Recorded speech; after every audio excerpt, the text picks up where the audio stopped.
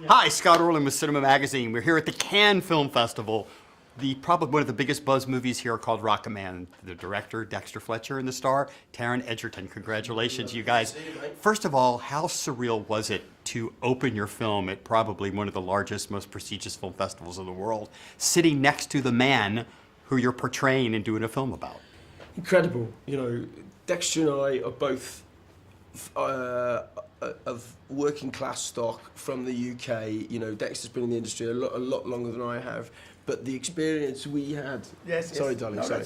But the experience we had on Thursday night, it felt like it felt like we were in a movie. That's what it felt like. You know, you're walking up those steps with Sir Elton John, flanked by, you know, Richard Madden, David Furnish, Adam Bowling, our wonderful producer. You know, it was Giles Martin, who is the secret weapon of our movie. He's the AK-47 in our belt strap. He really is. You know, it was just.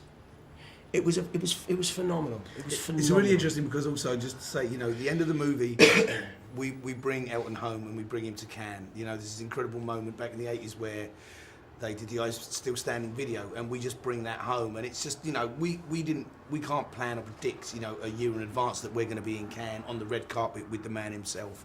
And that's kind of where the film culminates and brings us to. And so to be here as well in the Colton Hotel where they shot that video with Elton, you know, it's sort of, there's this synergy about the whole thing that really was surreal. Yeah. And if you look at the cinematic, or the DNA of cinema, I mean, there have been many, many movies that have explored the lives of famous people. Some of them, you know, there's drama, there's different elements. What makes Elton John's story so intriguing and so interesting to want to share 2 hours of your time with? Well, what always struck me about it was that, and the first thing I come to is that there's an incredible survival story in there.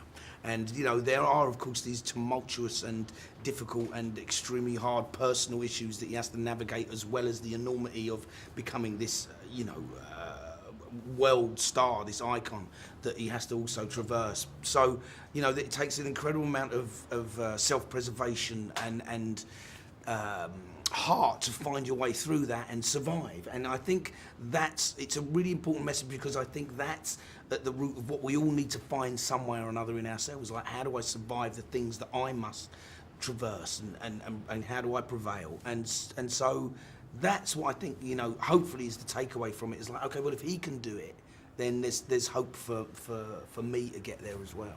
And Taron, for you, what was your starting point? Because obviously you grew up and there are images of Elton out there. Yeah. But was there a specific movement, was there a specific piece of wardrobe that you put on that kind of was the catalyst?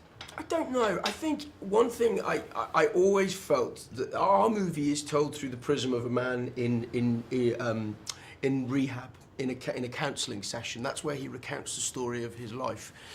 And that, to me, I've always said I feel the movie happens in rehab. And that's where it happens. The recounting of his life is a byproduct of the arc that happens through rehab. So I always focused on that. Around 2 months before we started shooting, I went and stayed with Elton for a couple of days, and I was sat with my girlfriend in his drawing room, and he dropped something in my hand. And it was the first diamond earring he ever bought in about 1973, and it was heart-shaped. And it was like it was fated. In the rehab scenes, I have heart-shaped glasses, my wings create a heart shape, all down to Julian Day's incredible design, and I was presented with this heart-shaped diamond earring, and I just had my ear pierced. And it felt fated, so I wear it through all of those scenes, and that earring is where Elton lives for me. And it made me feel very close to him. It was like a talisman, it was like my little anchor to him. And so if there's one thing that I have that makes me feel like him, it's the earring he gave me last year. And just a really quick question. I was there on set for Saturday Night's All Right for Fighting. Obviously, this man is an incredibly talented actor, an incredibly talented singer. But when he had to start dancing, how was his confidence level? No, it's good. Yeah, no, it was good. I mean, I'm not someone who, you know, absorbs choreography with aplomb. But I This have is the action star from Kingsman. But do go on. but I love to dance, and the way I approached Saturday Night's Alright for Fighting was, you know, I share the billing of this movie with Billy Elliot, so that's the way that's the way I approached it. And Saturday Night's Alright for Fighting, I'm 17 at that point in the story. It's about finding your craft, finding your love. It's about cultural influences arriving in the UK and being imbibed into Elton's style. And I approached it like a young kid who's excited by everything he sees, which is what Jamie did with Billy all those years ago. So. But also, you know, Taron every day came with an enthusiasm and a commitment level that was that just drove the whole thing anyway. And it didn't matter what I threw at him, what he had to traverse each day. He came and he absolutely devoured it. And that is a massive part of what you're seeing there in that performance on screen, is someone who is committed 100%. And when you commit to something, when you're strong and you commit and it flies, it doesn't matter if you fall over.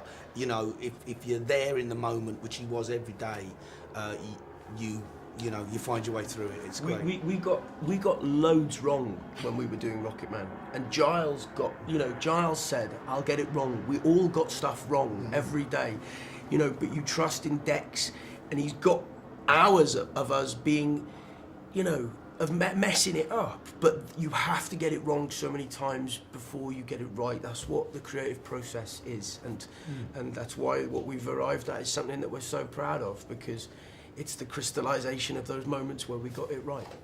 Well, you're still standing. Congratulations for getting it right, Taron. Dexter, congratulations. And this is Scott Orland. Until next time.